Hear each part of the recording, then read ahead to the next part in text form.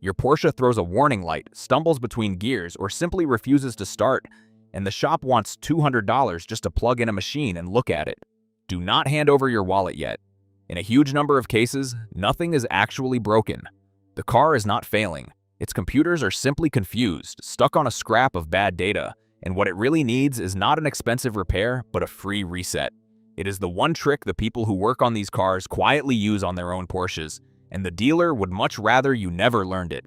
So what is this so-called magic trick? At its heart, it is a full hard reset of the car's brain, the engine control unit, and the whole network of modules clustered around it, performed by safely disconnecting the battery and letting the entire system power down completely before bringing it back to life.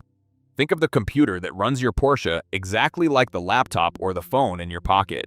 It is astonishingly clever, but like any computer, it can glitch, lock onto a single bad reading, or carry a corrupted fragment of data that it will never clear on its own, no matter how many times you drive it.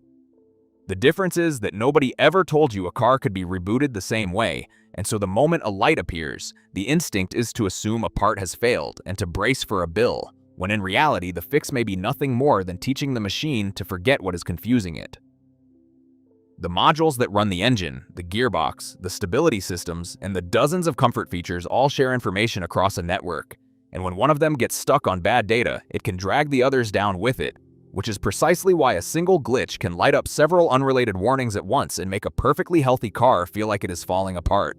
That cascade is exactly what fools so many owners, and even some workshops, into condemning parts that were perfectly fine all along, when the real culprit was one confused module quietly dragging the rest down with it.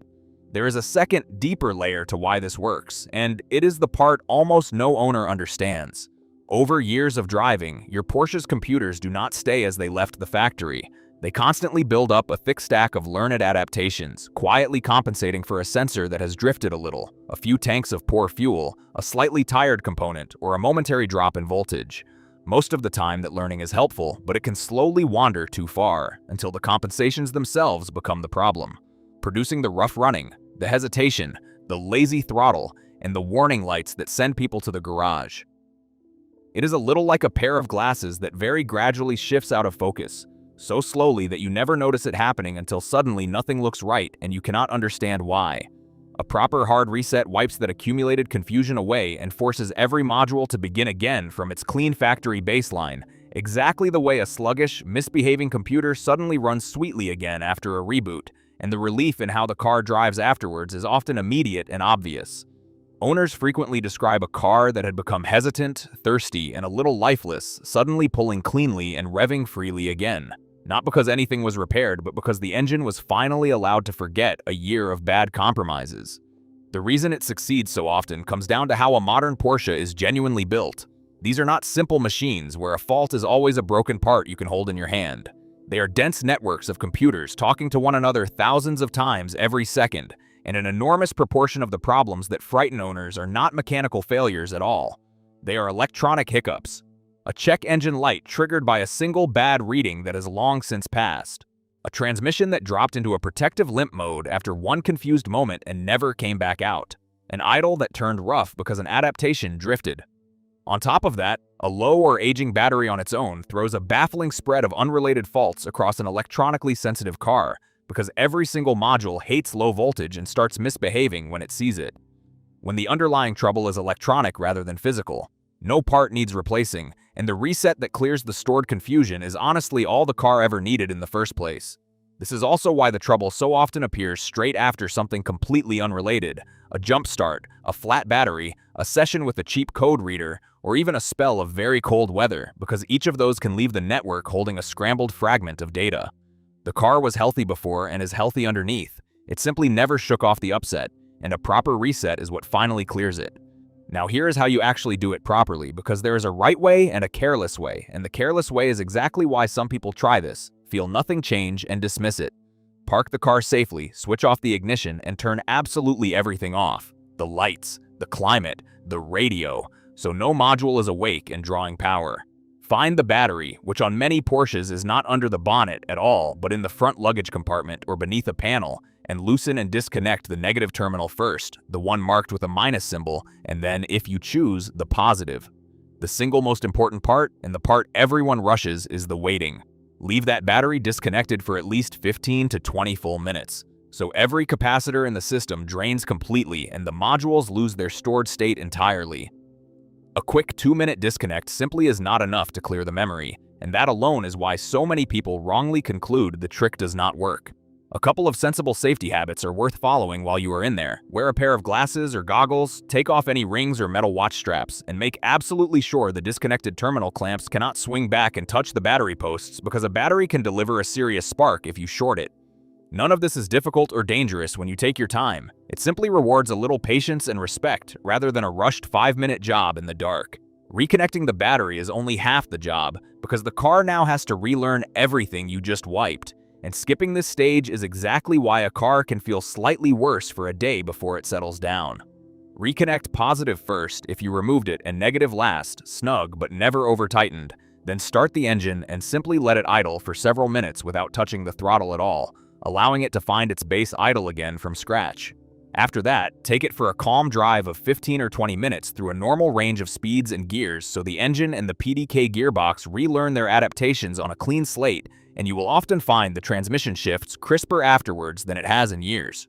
On most Porsches, you will also need to reinitialize the one-touch windows by holding each switch fully up until the glass closes and then holding a second or two longer. And the same often applies to a sunroof, which may need to be cycled fully closed and held to teach it its end stops again.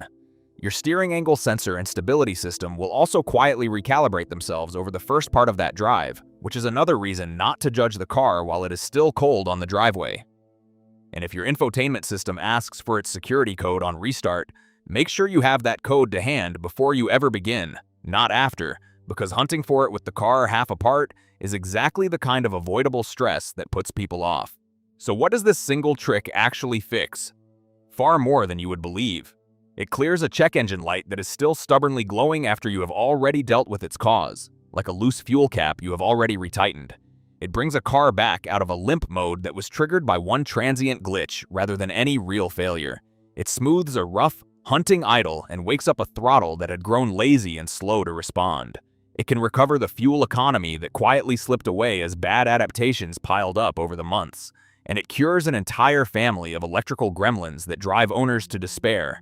The random intermittent warnings, the frozen or glitching infotainment screen, the stubborn tire pressure light that simply refuses to clear, and the stop-start system that has started behaving strangely. Many owners report that a car which had begun to feel tired and temperamental simply feels tight and willing again afterwards, as though years of accumulated digital clutter had been swept out in a single afternoon. It can also bring a glitching reversing camera or a frozen digital instrument cluster back to life, settle a climate system that had started blowing to its own schedule, and clear the kind of vague, intermittent electrical faults that are almost impossible to diagnose precisely because they come and go. Time and again, the fault that looked like the beginning of a frightening repair bill turns out to be nothing more than a confused computer that needed to be switched off and back on again, properly and patiently. If you enjoy this video, give us a thumbs up and subscribe to our channel. Now for the honesty that the other videos on this subject quietly leave out, because this part matters more than all the rest. A reset is not actual magic, and it cannot repair anything that is genuinely physically broken. If a sensor has truly failed, if there is a real vacuum leak, a worn component, or an honest mechanical fault, the warning light will clear for a short while after your reset and then come straight back, sometimes within minutes, sometimes after a day. That is not the trick failing you. That is the trick telling you something valuable. A light that returns after a proper, patient reset is your Porsche confirming that you have a real fault that genuinely needs diagnosing. And knowing that with certainty, before you have spent a single penny at a workshop, is worth a great deal on its own. It also changes the conversation you then have with the mechanic entirely, because you can walk in and say that you have already done a full reset and the fault returned immediately, which tells them at once that they are chasing something real rather than a ghost and saves both of you time and money. An informed owner who has done their homework is treated very differently from one who simply arrives frightened by a light they do not understand.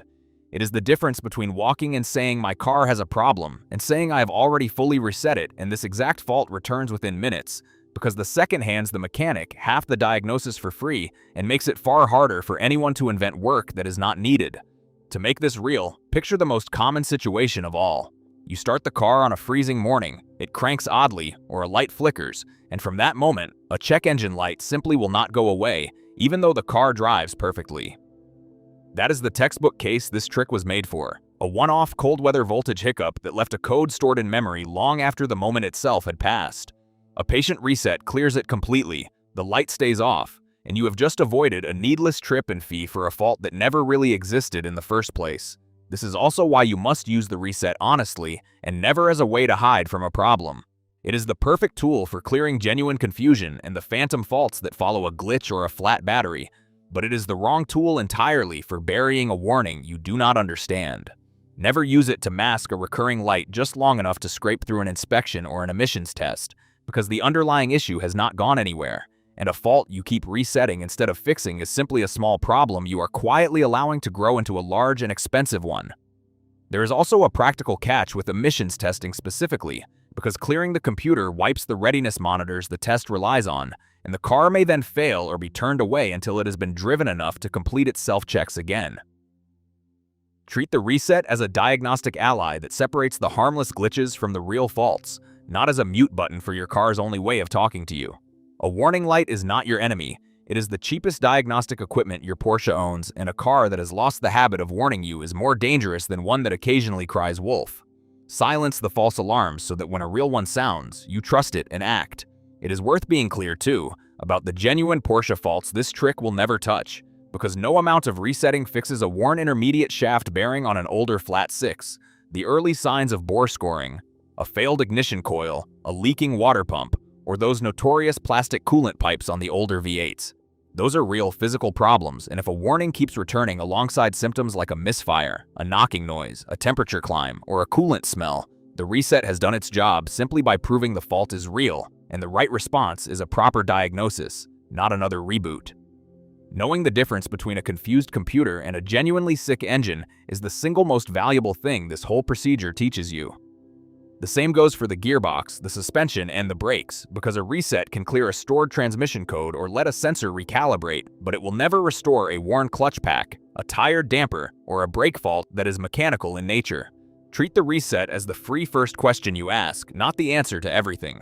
There is one more thing to respect before you go and pull the battery off a modern Porsche, because these particular cars deserve a little extra care. They are so electronically dense that on some models, disconnecting the battery can unsettle certain comfort and convenience systems. Wipe your saved seat and mirror settings, drop the time and date, or, on the very newest cars, even prefer to have a fresh battery formally coded to the vehicle by a proper tool.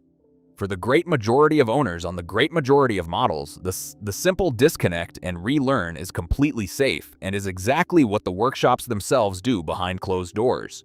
But if your car is very new or heavily optioned, a cheap memory saver device, which keeps a small trickle of power feeding the system while the main battery is off, lets you reset the engine management without losing any of your personal settings at all, and it is well worth the few dollars it costs for the peace of mind. It is also worth knowing that a memory saver only preserves your settings. It does not stop the reset from doing its job on the engine adaptations, so you genuinely get the best of both. A clean reboot of the systems that were misbehaving and an untouched set of comfort preferences waiting for you when you climb back in. On the newest models in particular, it is worth a quick look at your handbook or an owner forum before you begin, simply to learn whether your specific car has any quirks around battery disconnection. Because 5 minutes of reading beforehand can save you an afternoon of resetting settings you never knew you would lose. And that, in the end, is the real reason so many people in the trade quietly wish you had never found out about this. There is simply no invoice to write for a customer who calmly reboots their own car in their own driveway in 20 minutes. The very same confused computer, wheeled onto a workshop ramp, would have been worth a diagnostic fee at the counter and, far too often, a replacement part that was never actually faulty to begin with. None of this makes mechanics villains, plenty are honest and excellent, but the system around them profits handsomely from owners believing that every warning light is a disaster, when a meaningful share of them are nothing of the sort. The dealers who genuinely earn their reputation are the ones who will happily tell you to try a reset first, and it is worth remembering who they are, because the difference between a workshop that saves you money and one that quietly drains it often comes down to exactly this kind of honesty about what your car does and does not need. Find a specialist like that and hold on to them, because they are worth more over the life of the car than any tool or trick you could ever learn. Think of this reset not as a way to avoid mechanics altogether, but as a way to arrive at the good ones, already knowing the difference between a problem worth paying for and a glitch that was never worth a penny. So that is the reset trick the dealers would rather keep to themselves. It is free, it takes around 20 careful, patient minutes, and it resolves a genuinely large share of the everyday electronic problems that send Porsche owners into a needless panic. From phantom warning lights and limp mode to rough idle, lazy throttle, frozen screens, and stubborn warning messages. Do it properly, give the battery the full time it needs to drain, complete the relearn drive afterwards, and respect the few modern car cautions, and you turn what felt like the beginning of an expensive repair into a quiet 20-minute job in your own garage. Just hold on to the one golden rule that keeps you honest and keeps your car safe. If the light comes back, listen to it, because then your Porsche is no longer confused. It is genuinely asking for help, and that is the moment to give it a proper look rather than another reset. Try the free fix first, every single time, and let the car's own response tell you whether you have just saved yourself a needless bill or uncovered something that truly deserves attention. Either way, you come out ahead because you have either fixed the problem for nothing or learned exactly what you are dealing with before a single dollar leaves your pocket. Thanks for watching. Don't forget to hit the subscribe button, and I'll see you guys in the next one.